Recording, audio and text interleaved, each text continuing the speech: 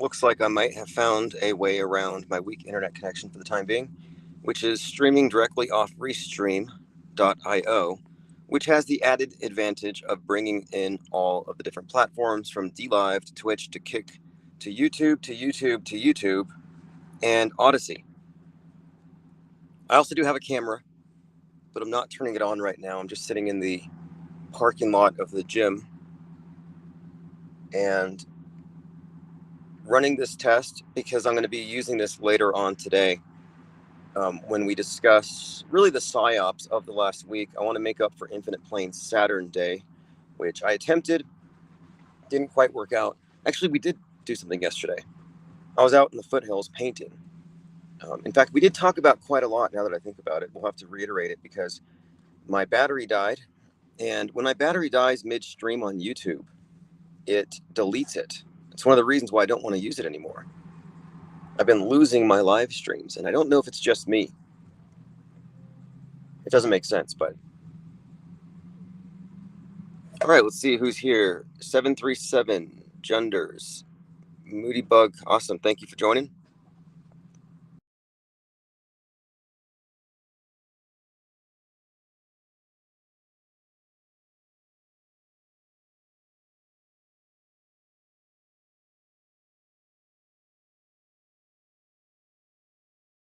I might have just disrupted it. Anyway, this is a test. This is just a test. Salty Siren, thanks for joining. Craig Mack. Okay, the chat window is just very small, but no big deal. This will work just fine. Okay, so the next thing I need to do is find a way to get my laptop connected so I can follow the chat. It's a little small here. What's my take on the Russian PSYOP? It's exactly that. It's the theater of PSYWar, not theater of war. It's always been theater of PSYWar. People are like, oh no, it was real before we started paying attention. Oh, really? It was real back then when they had even more control over the means of mass perception? No, it was always fake. People are like, oh, like the white, this is the thing they used to say, oh, the white hats are screwing up PSYOPs on purpose as a wink and a nod to the truthers. They want you to know that they know that you know, and they're on your side secretly, and they're just dropping hints. Like all these people just want to kiss the ass of their manipulators and assume that their manipulators have their best interests at heart. It's like you need to cut that cuckoldry and recognize that you're dealing with domination. You've been dominated. And when you start licking the boots of the one that has dominated you, what does it make you? A mind-controlled slave. They're not winking, they're not nodding, they're not giving you hints because they think you're special. The only reason why we see the fuck-ups is we're paying attention, and they've always fucked up, but nobody was ever able to pay attention before. We're looking at government productions. It's not Hollywood. They don't have the same talent pool. They got to go with federal informants, pedos, and corruptibles. Those are their actors that they have. That's their talent pool.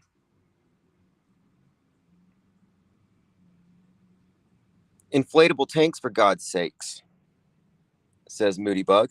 Yeah, and One-Eyed Jack, do they really bomb villages? Well, I would say this. Everything that we see them do, they do in drills. So they could do a drill where they set up a fake village. Like, look, this was known in the Persian Gulf. They had set up fake bases, fake boats, fake planes, inflatable dummy tanks of World War II. Recently, we had fake missile launchers in Ukraine, and then Russia with their dummy missiles. So is only one side using dummies, or are both sides using dummies? And what I came to realize here, all sides use dummies, and the civilians are the ones who are not in the know, and most of the military. That, yes, they're running psyops. They can set up a village and bomb it, record it, make it look real. Look, they took down the Twin Towers on TV and superimposed it on reality. That shows you their power. That's a total demonstration of their power. And if you think about the people who actually believe the story as told, they don't have any psychological self-defense. That's why I say they have mind aids. Acquired reasoning deficiency syndrome, ARDS. They don't have the hot skull like the auto hoaxers do. Now, I'm not saying that everything is fake. I'm not an auto disbeliever, but I'm just talking about um, specifically since the advent of modern media. I don't know how fake or real things were before then, but we'd be kind of remiss if we pretended like atrocities didn't occur on the regular. Gang violence, for example. Just irregular gang violence is pretty atrocious. Cartel violence.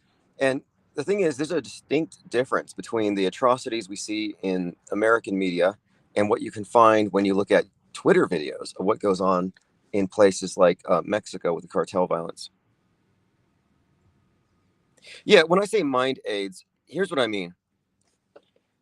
If you believe whatever you see on the screen, it's like believing whatever you hear from a pathological liar.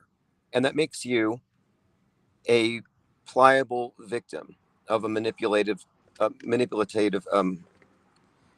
would say you're basically programmable, is what I should say. The programmer, a manipulator can program you if they have your total trust and faith. Meaning you're not critically examining anything, you're not thinking it through, and you're not parsing out lies from truth. So, in other words, you're not filtering out toxic or malinformation, mind viruses, lies. And if you can't filter out lies, if you have no mental self defense, what do you have? Mind aids. In Hot Skulls on Netflix, they called it the Hot Skull. That was the Hot Skull was the person who was spreading misinformation, and everybody in public was required to wear earplugs because they could hear mind viruses and catch them. So this TV show, this Netflix show, is about a population who have no ability to filter out anything, so they have to wear earplugs.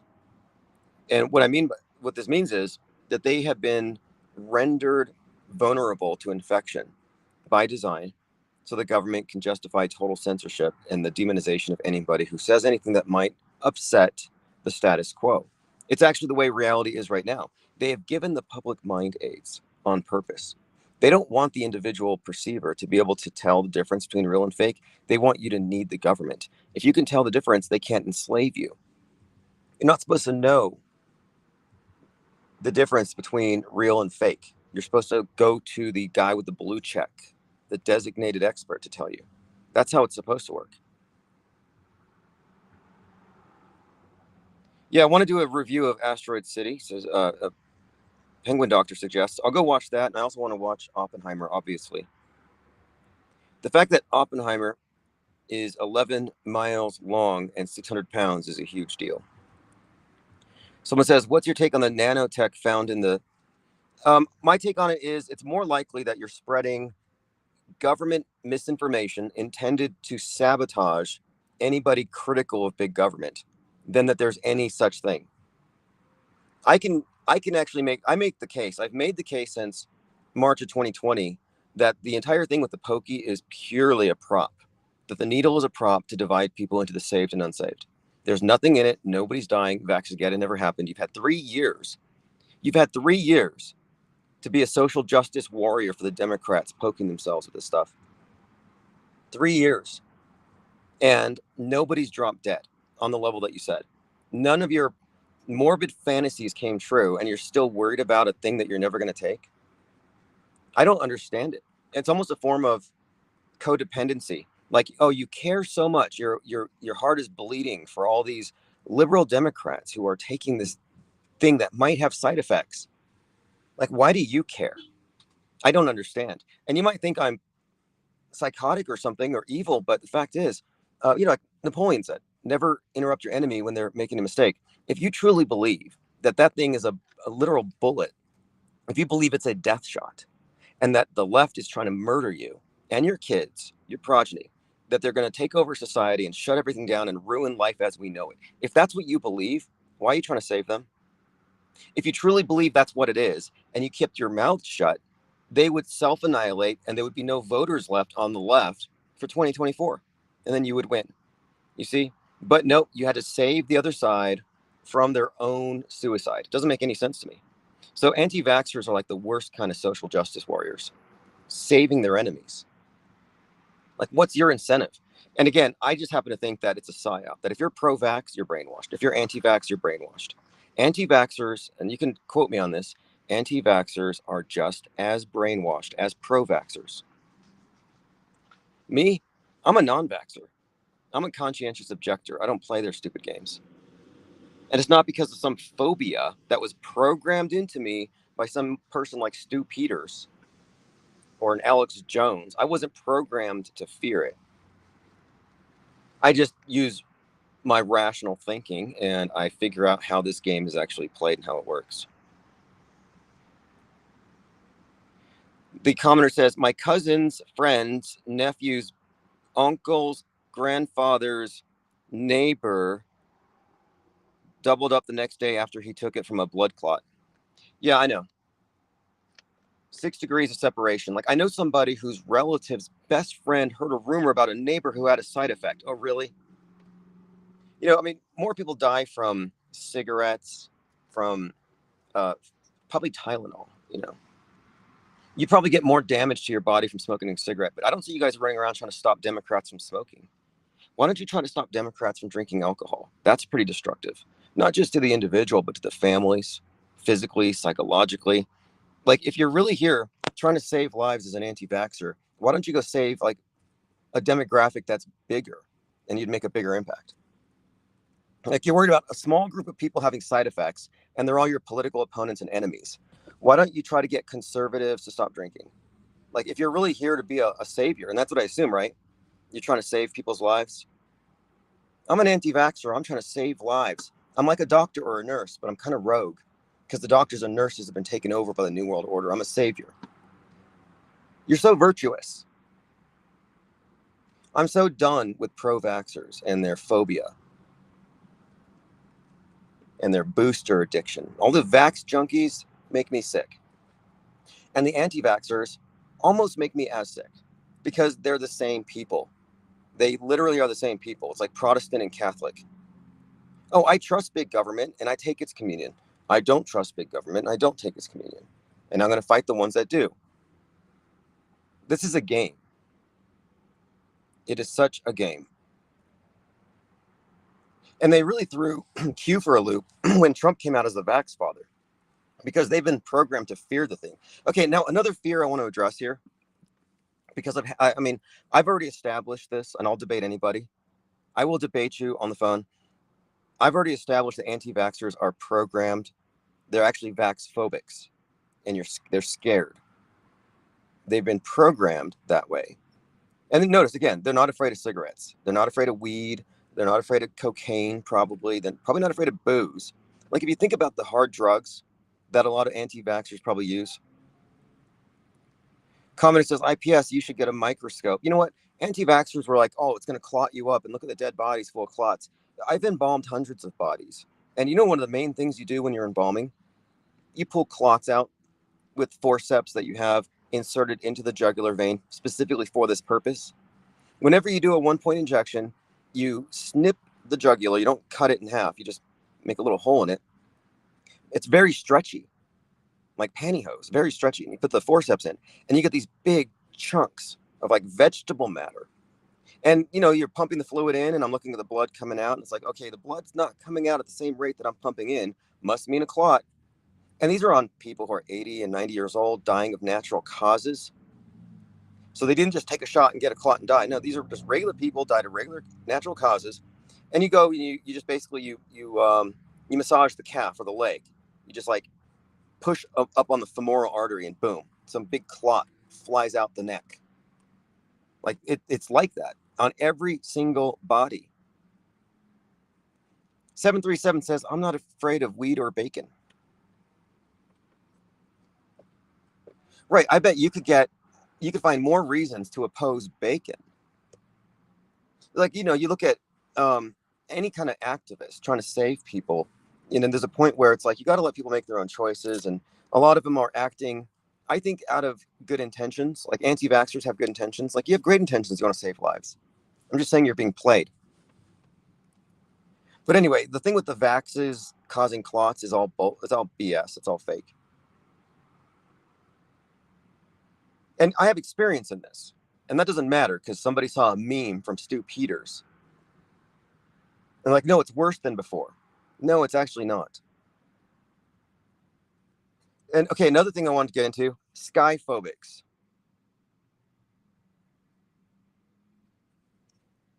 AJ206, IPS, you have a cast iron stomach to do your previous work. I think it's harder working around um, living people sometimes.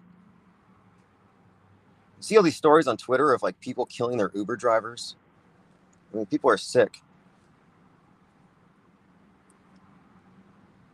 Okay, the other thing I want to deal with are the sky phobics. There are many different types of clouds, and they appear at different altitudes.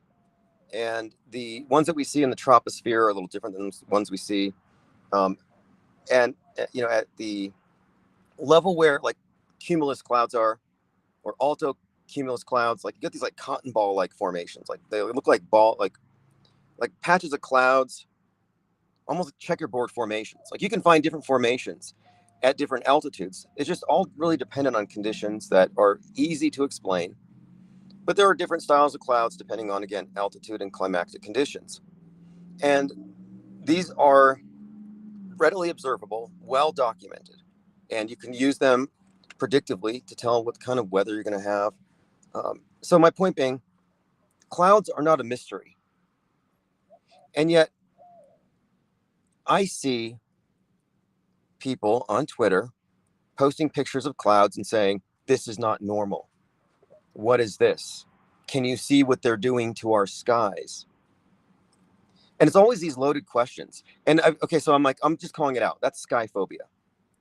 If you're going to posit that what you're seeing is toxic or unnatural, um, on the basis of intuition, or you feel like it's scary without researching the status quo definition based on I mean, look, I don't make arguments from authority, but observational science does have something of an authority inherent within it.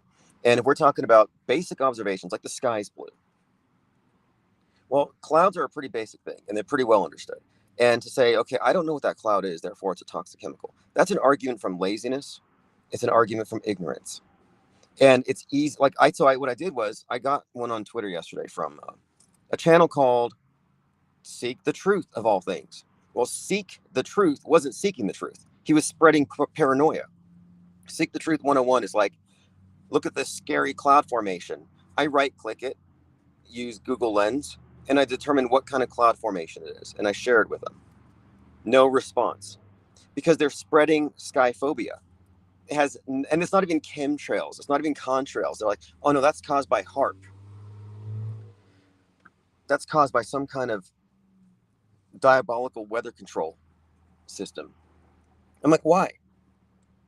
Like, why do you have to make arguments from ignorance in order to get clicks?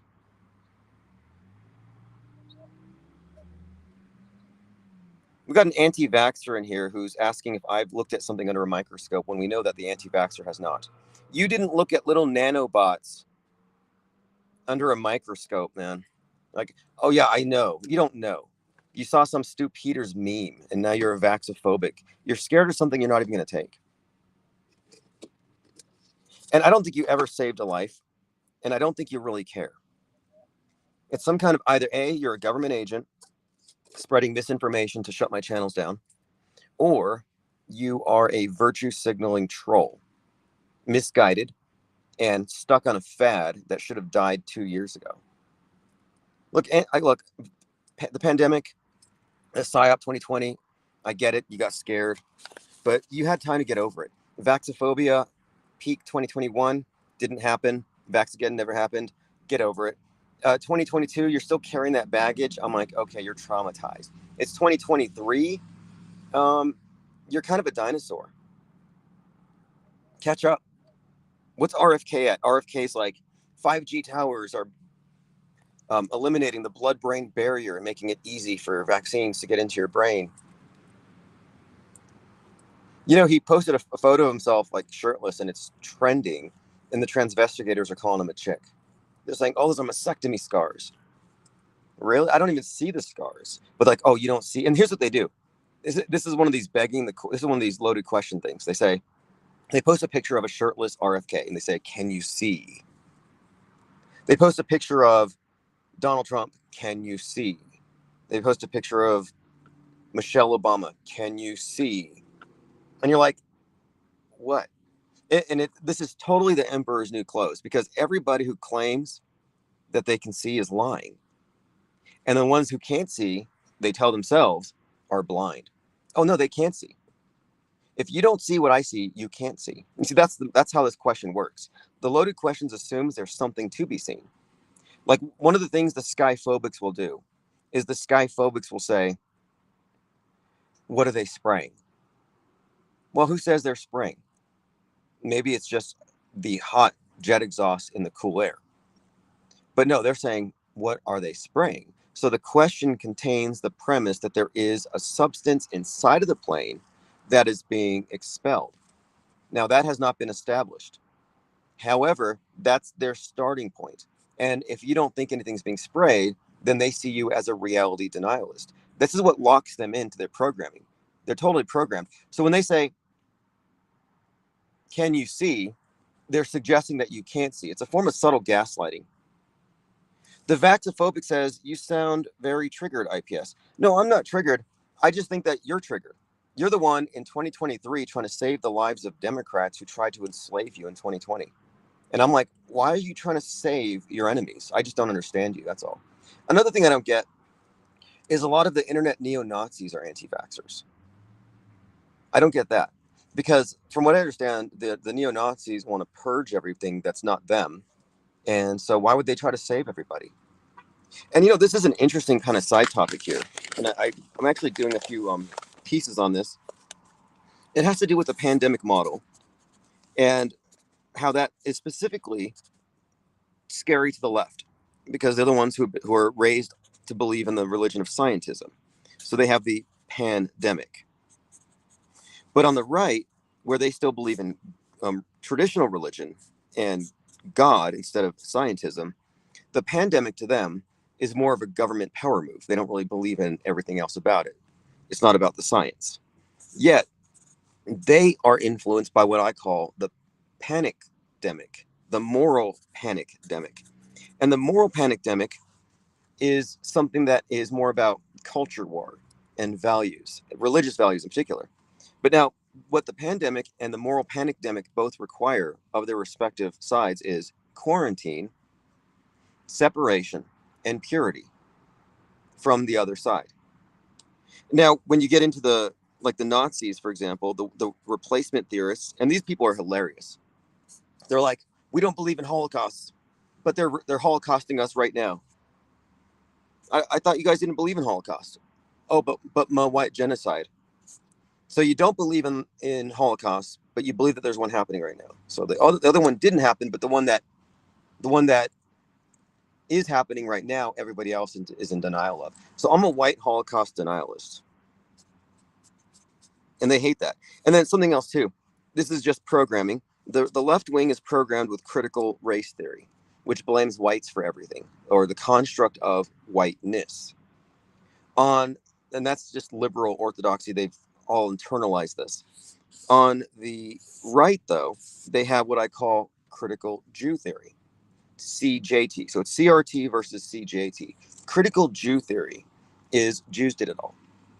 Ultimately, that's the blame. Jewishness, not whiteness, Jewishness. So you have the dialectic set up, critical race theory versus critical Jew theory. But the thing with the racial separatists is that they also want purity, blood purity. So the blood purity that comes with racial separatism is analogous to the blood purity that comes from the vaccination, and similar to the moral purity that comes from having your religious cult segregated, or separatists, more or less. So in other words, these are all programs for groupthink and controlling the human sheeple. So if you're in these categories, like if you're an anti-vaxxer, I'm saying I'm not triggered by your anti-vaxxism, because I'm a non-vaxxer. I just don't care. I'm just pointing out that you're just as controlled as the people you're trying to save.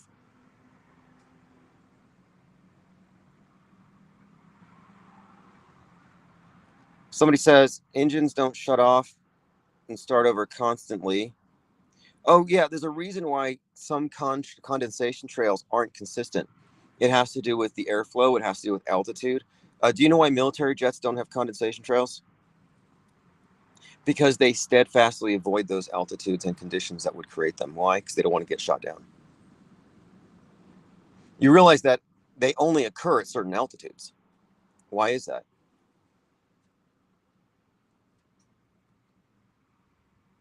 And one of the things that you're also, when you're a chemtrail believer, I think one of the things that you're also falling for is faulty causality. For example, I saw condensation trails today, then it rained. Therefore, the airplane sprayed something that made it rain. No, it was going to rain anyway. And the conditions that made it rain friendly also made it condensation trail friendly. This is the faulty causality that has Pro 777 convinced that he's getting rid of contrails with boiled vinegar. The guy boils vinegar in his front yard. And then he says, see those trails above? They're going to disappear. A few hours later, they're gone. It's like, wow. Like, do you really, like, that's like, to me, that is, it's not arrogance, but it is borderline thinking you're God, that, you're the cause of this. Like the Aztec priest, in the stereotype, they're like, I'm going to have to rip the heart out of this sacrificial victim or the sun won't rise tomorrow. It's like it was going to rise anyway. Commenter says the technology for stratospheric particle insertion does exist. Okay, let me go ahead and tell you what fallacy you just threw at me. That's called the divine fallacy, God of the gaps. I can't explain something, so I'm going to invent a technology that might hypothetically explain it. Whatever you said might exist, but can it do what you say it can do? And that's also a moving of the goalpost. Because what happened is, for years, for 2 decades, the chemtrail believers were pointing at condensation trails. Eventually, facts caught up with them and they realized, okay, we can't continue this hustle, this grift. We can't continue to troll truthers with this bullshit because they're figuring out that contrails exist and that chemtrails are a hoax. But we need to maintain this. So what do we do? Oh, we're going to say, oh no, that's a distraction. It's actually stratospheric aerosol injections. Bill Gates. Oh, Bill Gates. Okay. Now here's the game though. Here's what they did to you. Here's how they screwed you up. They need you to be a Greta. If they need you to be an Al Gore. They need you to be agoraphobic, not algoraphobic like me. You got to fear the skies. And liberals are terrified of Gaia's wrath. Look what the Republicans have done. They've pissed off Gaia. Liberals are so scared of the sky. They believe in climate change. They believe you not believing in it is going to make it worse. They're terrified. They can't go outside of that without thinking about Gaia not being able to breathe. Internal combustion engines. They want to reverse the Industrial Revolution. That's the liberal left. And they believe in anthropogenic global warming. The right wing doesn't believe in it. So what do? They programmed the right wing with chemtrail belief, and stratospheric aerosol injection and geoengineering. So do you believe in geoengineering? If your answer is yes, then what you just admitted to me is I believe in anthropogenic climate change. Now, it may not be caused by CO2 like the libs say, but it's caused by stratospheric aerosol injection. Now, who do they blame? Bill Gates. So the left wing blames the right wing and capitalism for destroying the world and causing climate change. The right wing blames Bill Gates. How convenient. They each have their scapegoat, their partisan scapegoat, and they both believe the same thing. Now they both accept the premise that man can change climate. And I'm saying that that is the faulty premise that the climate change activists they've been trying to get us to accept that for 40 years. And it's BS. But now you're going to believe it because of chemtrail theory. Someone says, I believe they're spraying aerosols into the atmosphere and it's altering the weather. Yes, I do. Now, I believe that you believe it, but you don't know it. Some people believe in unicorns. Some people believe in angels and demons causing the trails, and that you can pray them away. I mean, people believe a lot of things, but I'm not a believer. I'm a non-believer. I'm a non-believer in 9/11. I'm a non-believer in school shootings. I don't believe that fake dead kids' lives matter. I don't believe in the claims of the vaxophobics. I don't believe in the claims of the skyphobics. And you may believe that, but you don't know it. And I'm basing my take on the world stage on facts, verifiable facts, testable facts. I'm not a dreamer, nor am I living in one of the nightmare worlds created for those who stir from their sleep a little bit. Like most truthers are living a nightmare. Like now they're afraid of the sky. Imagine that. Imagine you are totally happy in your life, living the dream, and then you saw some meme, and now clouds are ominous. They just ruin the sky for you. Now, every day outside, you're reminded of that you're little, you're a roach, you're being poisoned by Bill Gates. That's what I call skyphobia.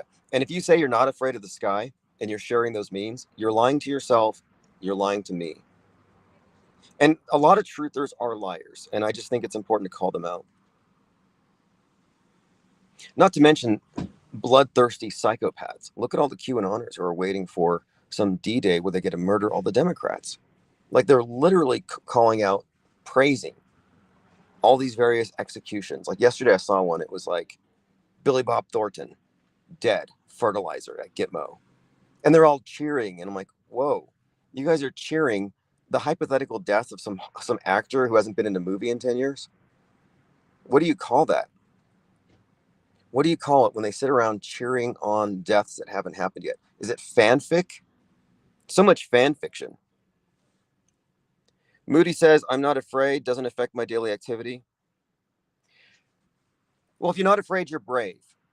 And I'll say this about the people who wear masks, because I see a lot of mask cucks walking around. Now, I would say that they're terrified, but they would probably say, I'm not scared. I'm just aware of the threat.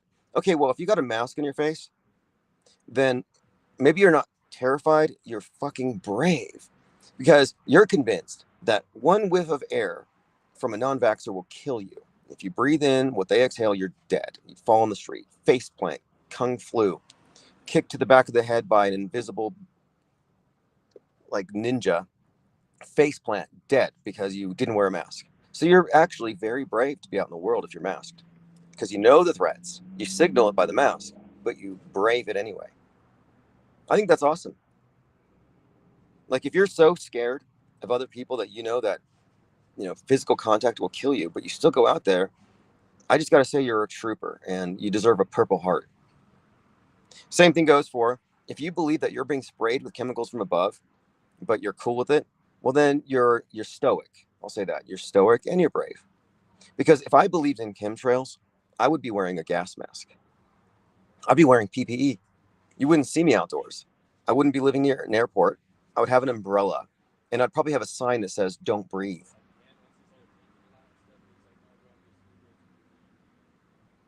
I think it's just funny that some people claim to believe stuff that, they want you to believe too, but they don't act like these things are actually real.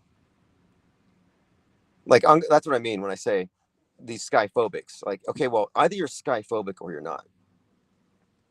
Are you just doing it on Twitter for clicks?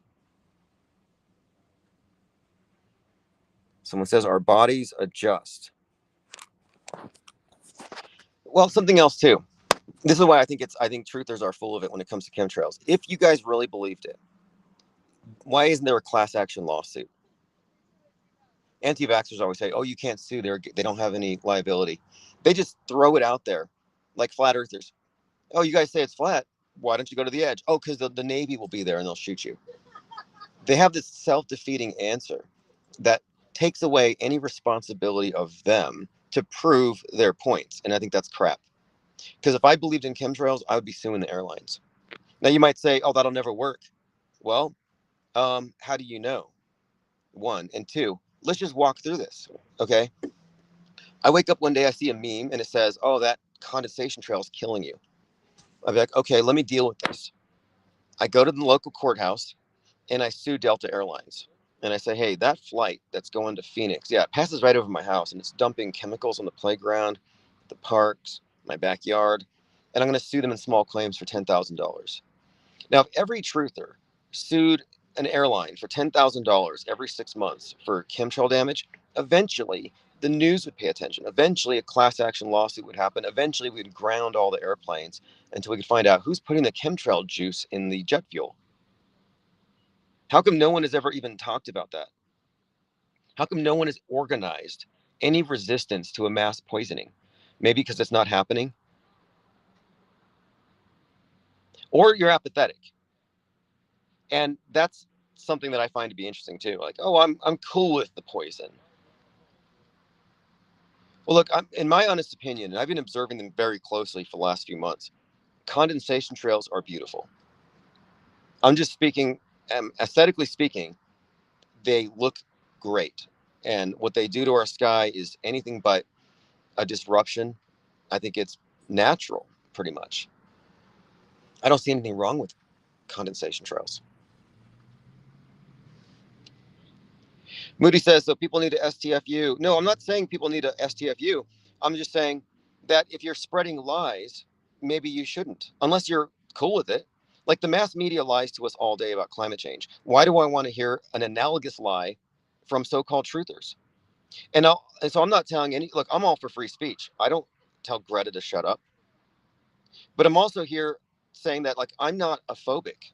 I'm not scared of things. And a lot of religions are based on fear of hell, fear of retribution for not doing the right thing. You might say it's all about love and all that, but we know that's not true. That religion is ultimately about fear. It's fear-based mind control, always has been. All the old religions have been about weaponizing superstition for the purposes of controlling the masses by the few. And so if you're telling me that there's some kind of value to holding on to baseless fears, I'm going to say, okay, well, that's your truther religion. And trutherism is a religion. That's another thing I've determined here. Just as the media promulgates a worldview based on lies, the truthers are just the counter narrative. And the counter narrative to establishment lies isn't the default truth, it's the alternative narrative. It's not the truth. Mostly, it's an alternative that gets you into the same box. So, in other words, hardcore leftists and hardcore truthers are both skyphobes. How does that work? I'm not a skyphobe, and I'm not going to be talked to by skyphobics like I lack some kind of virtue. Like, oh, you're an atheist, you must be wicked, or you're an anarchist, you must be lawless. No, I don't believe in them because I don't have any evidence. I don't believe in mass school shootings. I don't believe in nukes. Space travel's fake. Do you have a problem with that? I'm not telling people who believe in space to cease believing in it. I'm not saying, oh no, I'm not. I'm like I'm not trying to convert anybody. Believers are believers. That's another thing too. You have believers and knowers. Okay, so the people who are part of the mainstream filtered worldview are all believers by default. They don't have access to anything other than beliefs, which is why they're lost, which is why they need to follow the blue checks. Knowers, those of us who don't have mind aids, we are disabused of a lot of myths, and we know why we don't believe what we don't believe. We know why we know what we know. Knowers and believers. You could look at this as a neo-Gnostic reformation, something of a new enlightenment.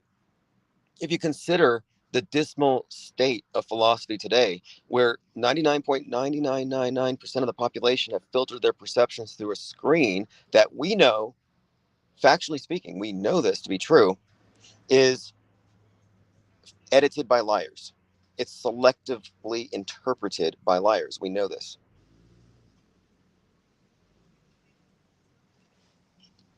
Yep, arts. Oleg Goering says the QAnon or truthers call truthing a bandwagon instead of a scientific pursuit. Well, yeah, the QAnoners are part of a new religion.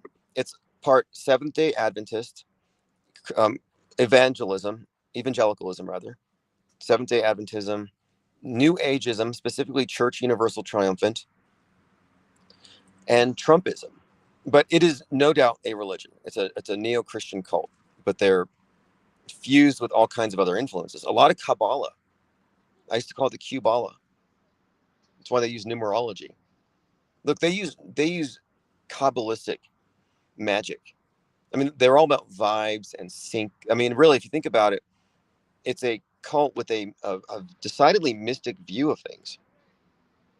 And they even say the truth's not for everybody, meaning, yeah, Trump won, but not everybody can know. Only the insider of the insiders can know. So the QAnoners, they've moved into a parallel interpretation of reality.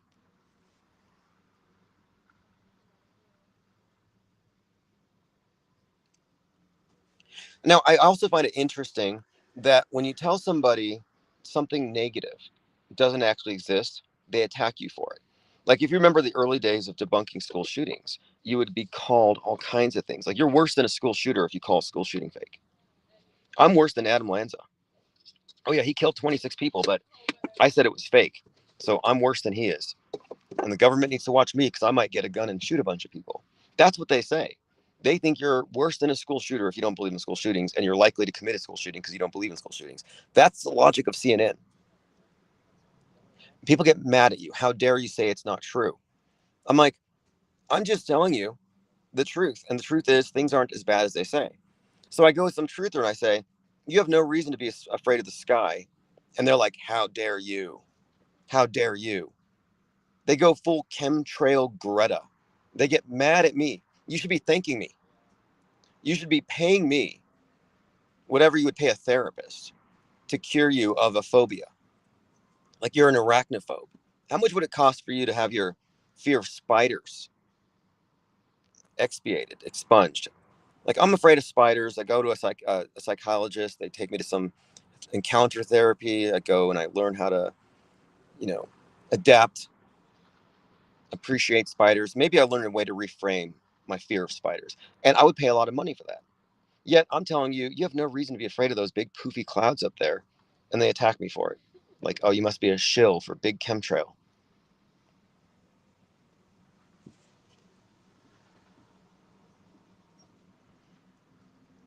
Moody says people get mad if you say they can heal. Disease is a made up construct. Yeah, absolutely. Absolutely. Well, they do get mad for a good reason because they've been duped. And I think it's just misdirected anger, shoot the messenger.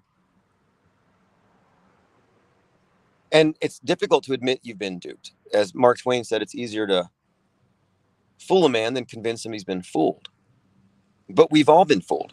And the nice thing about the starting point for a lot of us here who have learned that NASA is totally fake is that we took that big blow to our egos and recognized, wow, I had been fooled for decades. I was raised on lies. I thought I knew it all. I trusted all these experts and I was made into a fool. And I was believing in cartoons. Like once you take that and you recognize that you're dupable, then it's not so hard to deconstruct false beliefs without your ego being hurt. Like I'm fine being proven wrong on anything. Show me your nanobots that create clots inside of people and I'll believe it, but I need facts. Show me these evil clouds and how they hurt you. Show me where that big poofy cloud up there hurt you.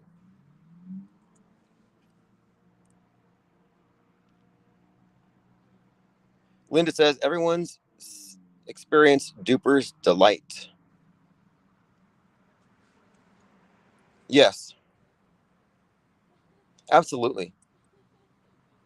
Yeah, that's one other thing to consider too. We do live in a world of lies, and the liars, though, that are high up are loving the fact that they're insiders. They actually do get off. It's part of their elitism.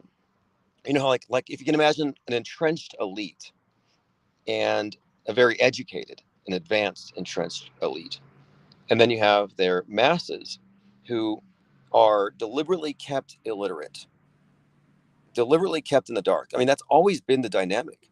And if you look at what the movable type press did, if you believe conventional history, it was a major leveling of the power structures because the flow of information was no longer merely top down and it allowed for criticism.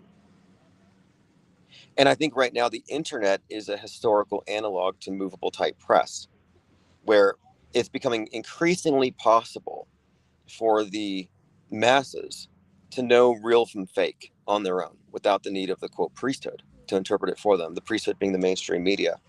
And right now we're living through what seems to be analogous to a counter reformation, an attempt to bury any newly emerging truths.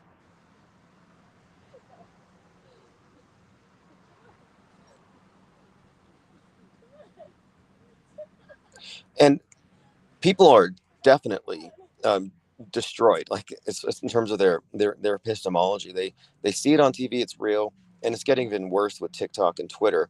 And I see it with major influencers with millions of followers, people like Tim Pool, who sees Boston Dynamics videos and thinks that he's looking at real robots that can actually move around and dance and potentially fight.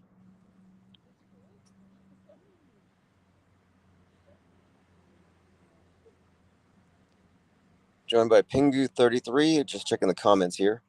Okay, so this works. We're on multiple platforms. This has just been a test. I got to get back to what I was doing, going to get my notes, and we will be live later. I'm using the Restreamio browser, which is a browser based instead of using OBS. But look, I'm actually on a mission here because I feel like there's a lot of quality control issues with the truther movement, and it can be salvaged.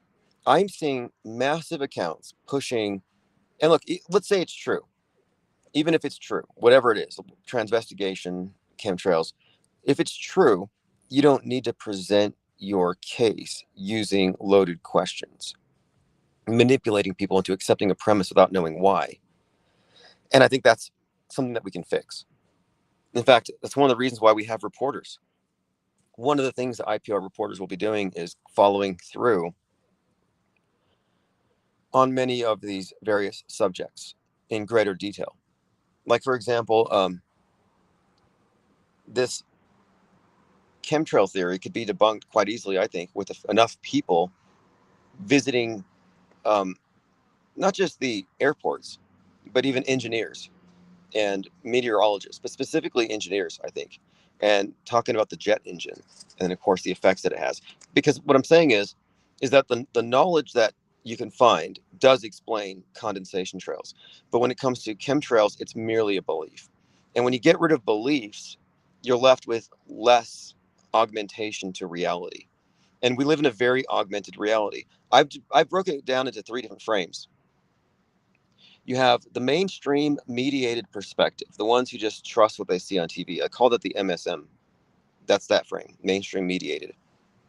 The conspiracy theorists, and this is on the left and the right, red pilled or woke, they believe in MSM plus, meaning they believe whatever they see on the screen, but then they add a bunch of stuff to it. Like it is this is real, but then it's more. Like, for example, 9/11 happened, but it was done by this group, not that group, or this was also a factor. So they get a bunch of stories and scapegoats and other levels of intrigue that just make it even realer. So now the MSM dream world has been augmented. That's why I call it MSM plus, with these nightmarish qualities. Now you got to worry about George Soros and Bill Gates. But then the third perspective, and that would be the auto hoaxing perspective, is you subtract from the screen what cannot be verified. Get rid of the beliefs, stick with what you can know. MSM minus. And what you're left with are less beliefs and um, basically a less cluttered reality, less things to fear, less false interpretations. It's called a bullshit detector or a bullshit filter. That's what I mean by acquired reasoning deficiency syndrome and mind aids, where they don't have the mental immune system to filter the stuff out. And so they just accept it all. Like, imagine being Tim Pool and watching Boston Dynamics with these cartoony robots dancing. Imagine being Tim Pool watching that and thinking, oh my God, those things could pick up an AR-15 and run down the street and kill me, like Terminator. Like, that's in his realm of possibility. In the realm of in his existence, he says it's within the realm of my possibility that a bunch of robots could come down and kill me like the Terminator. Like, look, that's fantasy.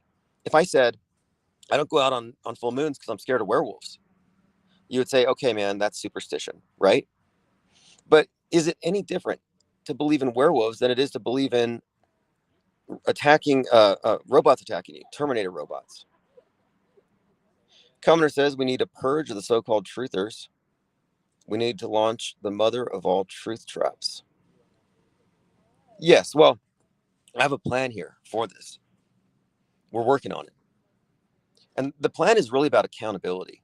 That's ultimately it. The reason why I rejected Q day one, it's an anonymous source. The reason why I reject MSM, these are anonymous sources. You think the teleprompter reader is attached to the supposed facts they are reading? No, absolutely not. So, what we're dealing with here are unaccountable facts or unaccountable statements. So, what I want to do is this: if you're going to go on Twitter or on YouTube and say, these clouds are scary, then I think that you should at least answer to any counterclaims. And if you won't, then we have to bring it up. Well, why won't this person? And I've been doing this for some time. I've been finding people who are very, I'll just say, incoherent in some ways, but almost like they don't have any sort of obligation to feel like they need to be 100% truthful. I come across this all the time with the transvestigators who say all of them. It's all of them. It's all the celebrities and all the politicians. They're all trans. And if one of them isn't, it contradicts their theory. So I'm like, okay, are you guys trying to tell me that Hunter Biden's a woman? And because their theory says he must be, they say yes.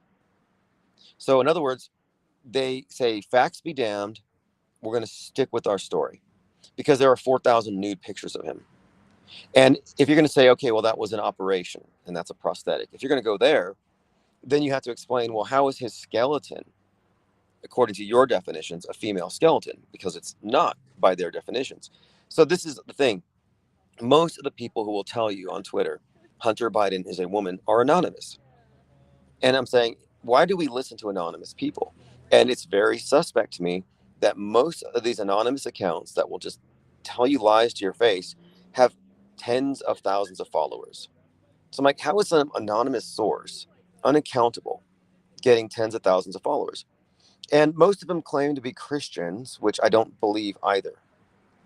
And I did some investigation, and I found that one of the top channels was actually a communist community college professor in Iowa. I mean, this person is not a Christian conservative transvestigation exposing the satanic world order. No, this person's a leftist and a communist, a Bernie Sanders voter, pretending to be somebody else on Twitter and fooling people by the tens of thousands. And of course, I get blocked by this person and all their friends when I expose them. I actually think that there's operations all around us. PSYOPs are the rule, not the exception. And one of the PSYOPs is to create the ultimate in gender confusion. I think they're confusing people. I think people of our society is being targeted with confusion. And it has to do with this great reset and the deposing of the patriarchy, replacing it with our androgen new god. And the thing is, you might look at the left and the Q theorists, the queer theorists rather, and you might say, okay, well they're conflating gender and sex and they're making it up to where it's ultimately subjective. Whatever you say you are, you are. Okay, so that ultimate subjectivity that goes down to the most basic things, like, okay, I'm tall, but I identify as short. Hey, the 6'7" guy is short. He's a little person. Please be respectful of that. Like, there's a point here that we've crossed. I think that we can, just objectively speaking, where we are making a deal with subjectivity. We are sacrificing objectivity, and we're defining science in such a way that maybe it goes against, the pure facts according to, nature. But this is again, this is not um, anything that any of us are surprised by. We've been just kind of watching as our society is evolving. But at the same time, you might say, okay, the left has lost it. But then I see on the far right and among the conspiracy theorists, the same type of deconditioning, I think, to where they can look at a Robert F. Kennedy shirtless and say, oh, that's a woman. They can look at a Hunter Biden having sex with a prostitute who's a woman, and they can say, oh, no, that's the woman, that's the man. They can say that, and they can share it, and they can tweet it, and they can nod their heads in consensus agreement and say, we have found the truth. Men are women and women are men. Like, to me, that's the definition of confusion. And it's intentional. And it's also destructive of their, I think it's a form of sabotage when we talk about, epistemology. We talk about filters all the time here. your cognitive bias, suggestion, filters, and how we perceive things. And they are having their filters tampered with. Everyone is.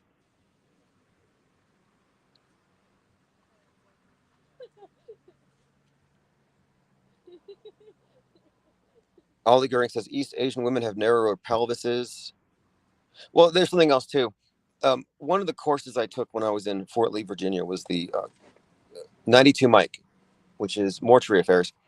And we had a basic class on forensic anthropology. And then we went to the Richmond morgue. And anyway, we were studying skeletons. And they do put categories on, so you have like, according to races. I mean, there's like um, three basic skull structures. And there's also different skeletons. And that has to do with, I guess, adaptations to climate. So, for example, hotter climates versus colder climates, you would see um, longer or shorter torsos and limbs, respectively. Also, nasal passages, the size, the narrowness or the width of it, depended upon climate. Like these are just distinctions that you can make. So they have these categories for skulls, and they're very different. And so my point is, the transvestigationists who say that all men are women and all men are men, or all cats are dogs, all dogs are cats, whatever, they use one skull. They use one skull and put it over every face. One male skull, one female skull. They don't make a distinction on race. And what this does is it gives them false positives. They're using a false science. Another thing they do, they call it skeletal kinetics. They say they can tell your gender by the way you walk. And this is just not true. And they do this all the time. Supposedly, if you're a male, your legs kick out straight in front like you're a robot. And if you're a woman, you walk with your knees pointed outward, like John Wayne. Like all women walk with their legs spread, and all men walk with their legs tightly together. And then they find photos of celebrities going downstairs, and like, oh look, Robert De Niro's legs are spread. He's a woman. It's not science. It's cherry picking, and it's a huge waste of time, and it's definitely confusing for a lot of people.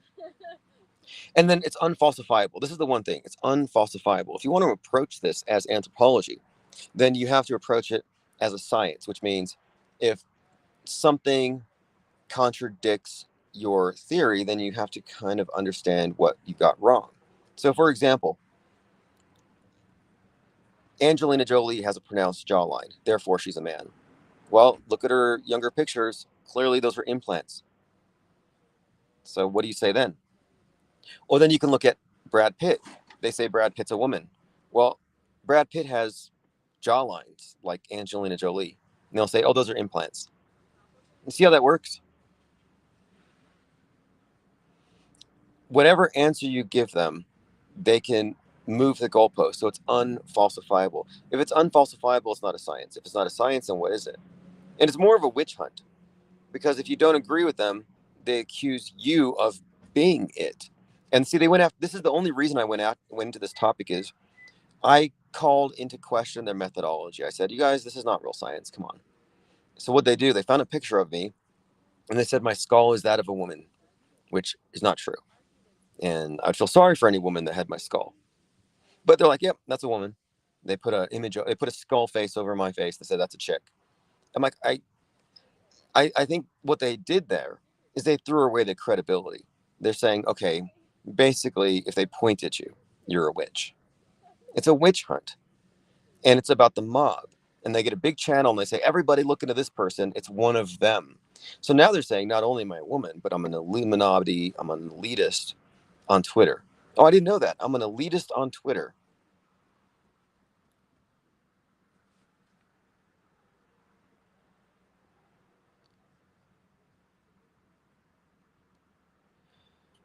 What was it William Casey said from the CIA? We will know our job is complete when everything the American public believes is false. And here's my main point here, because it may be true. Maybe Donald Trump is a big woman. I mean, I don't know. But the thing is, if it's true and it's based on facts, then we can approach it in a methodical way. we can actually get to the facts.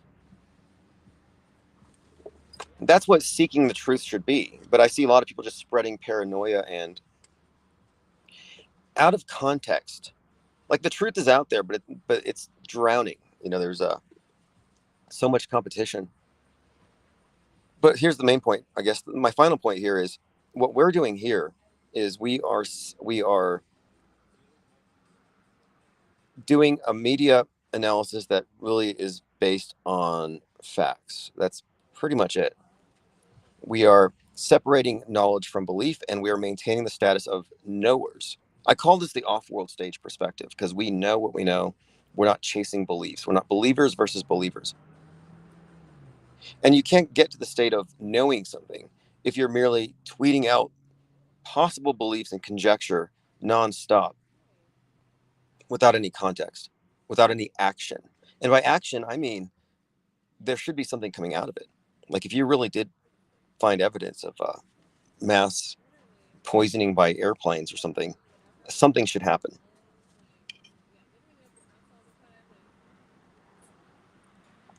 Commenter says microplastics and everything an endocrine disruptor. See, I've heard that too.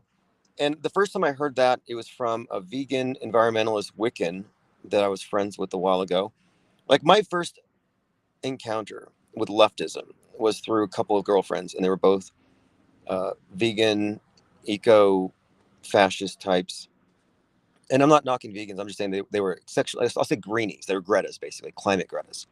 And they were always about the microplastics and how everything from capitalism is bad. That the wrapping, that the packaging, and about the oceans, and you can't use straws anymore because they end up in the gullets of seagulls. You can't use lighters that are plastic. Well, I mean, my point is, attacking plastics, I think, is an indirect way of attacking capitalism. It's like saying you're sin. It makes Gaia mad. And, so in other words, the concept of sin is archaic.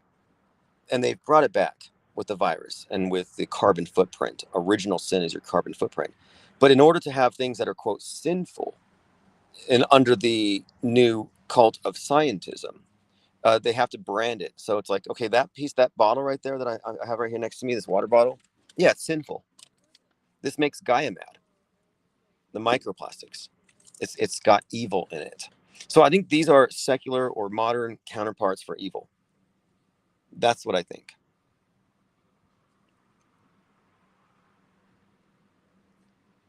Commenter says, I'm sick of Greta. She's a fake vegan. Greta is a movie star, a reality TV show character.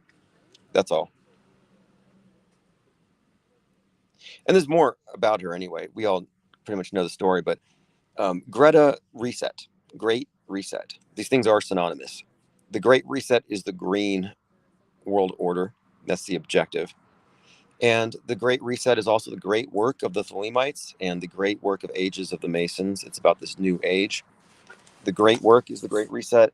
She is the embodiment in many ways of the crowned conquering child that Aleister Crowley put down in his Book of the Law, that would announce the new aeon and denounce the old. And that's exactly what she did. How dare you was directed at the previous generations. And then, of course, that was followed by Corona, where we had the new religion installed and all the other religions shut down. Closed for Easter.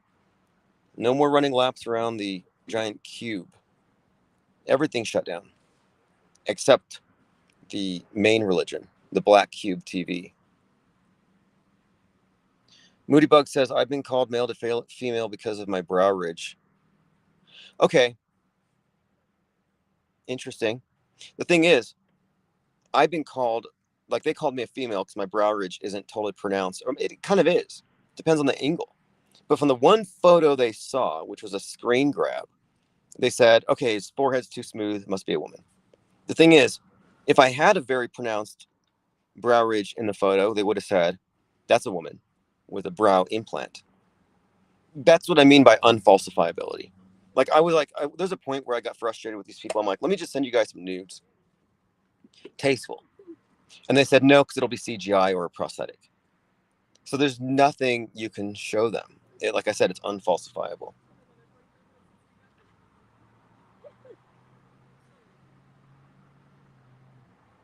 And I'm not trying to be mean to these people, but a lot of them are just so intellectually dishonest that it's a cancer. I'm sorry, the truth movement is just, it's disheveled.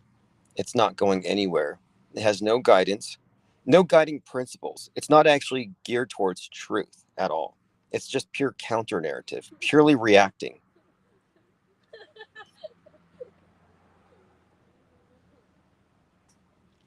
Something else too. I don't think a lot of these people have been outside. Like a lot of like Richie from Boston, for example.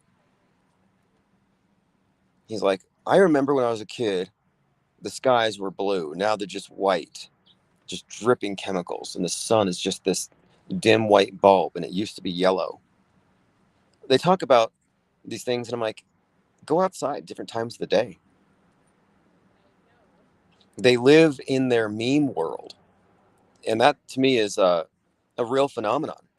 I mean, it happened to me for a little while.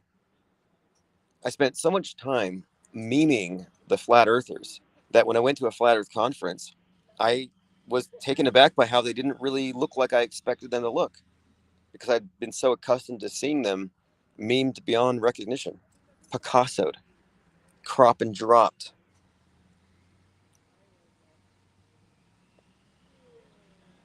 But I think that if you were to spend an hour at any gym, you would see that no, there's not a cookie cutter for male and a cookie cutter for females. It's not that simple.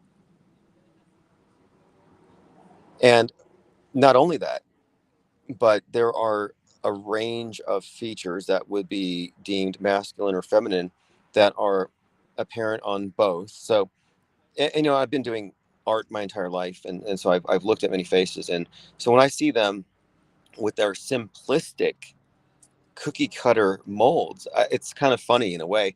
One of them found a picture of me standing up next to Mad Mike in front of that rocket, and they took a image of Wonder Woman, like a silhouette, and they put it over me, and they said, "That's a woman." Like, like I'm telling you, it's sort of funny. It's sort of tragic though, because like these are the people who have the time and energy to deconstruct the fake matrix, and they've been diverted with this low hanging fruit, these shiny new objects, this false expertise.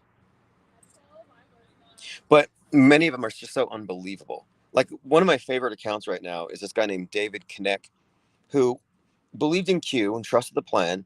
And last Halloween, he went to a nightclub and took out a knife because he was convinced that they were trafficking children there. And he stabbed the security guard. Now, the security guard survived and the guy went to jail. After jail, he magically appeared on Twitter with a big Twitter account. And now, all day long, he pushes QAnon stuff. Trust the plan, trust the plan. We're going to execute the Democrats. The storm is coming. A lot of emojis, a disturbing number of emojis, mostly like good vibes, thumbs up, wink, wink. If you know, you know, trust the plan, MAGA. And I'm like, how did this guy go from attempting to kill people to being a Twitter influencer in the QAnon realm?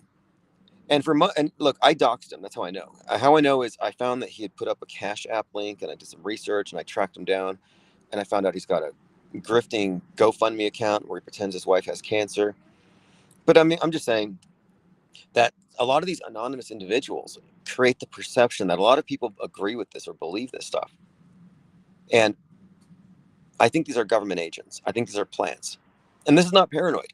We have seen this. We've experienced it directly. Those of you around IPS, especially 2018, uh, we have directly interfaced with not only mass media plants, but federal agents and federal informants, a lot of them sex offenders on parole who found themselves in the position of social media influencers. There are an inordinate number of social media influencers who are actually sex offenders on parole. In the conspiracy realm, in the QAnon realm, flat Earth, probably Bigfoot. There's probably a lot of pervs chasing Bigfoot. But why is that? Are pervos just really into conspiracies? No. These are federal informants.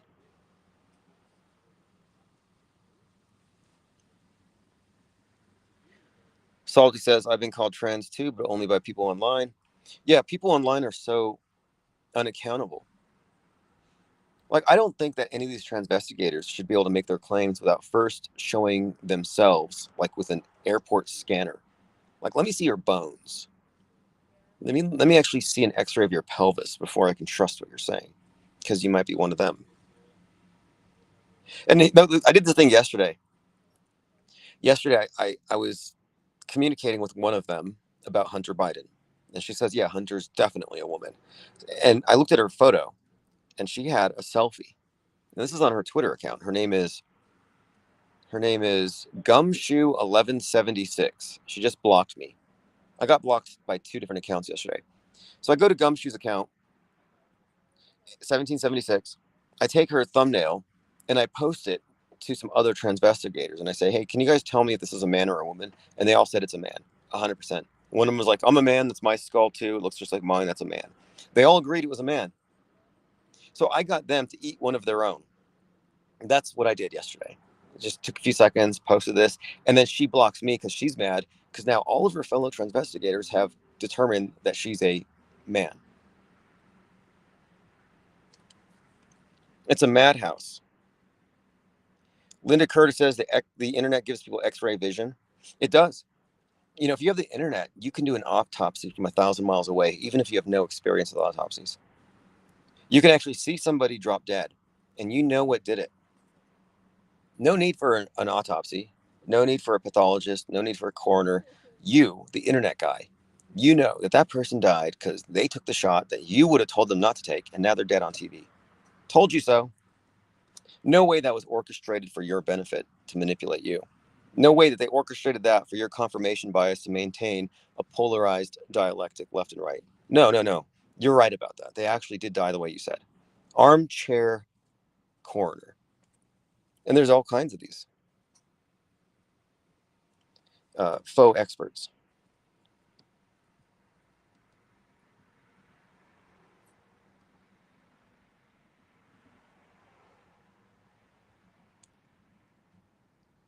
But they all have the similar habit of blocking. They don't want to debate. They don't want to argue their points. They block. And I have a collection. Like if I were to take a picture of every single Twitter account that says you have been blocked, I could probably have a wall covered in people who have blocked me. And one thing that they all have in common, they haven't stopped. I mean, they think they can quarantine. They think they can actually quarantine themselves. They think they can socially distance themselves from the truth. But I have so many Twitter accounts. Like if you block me, FYI, I still read your tweets every day. And if I think it's something worth commenting on, is screen cap it. Like you can't really block anybody on Twitter. All you do is you reveal your own weakness. That's why I don't block anybody. I don't want somebody to be able to say, hey, look, I got under his skin.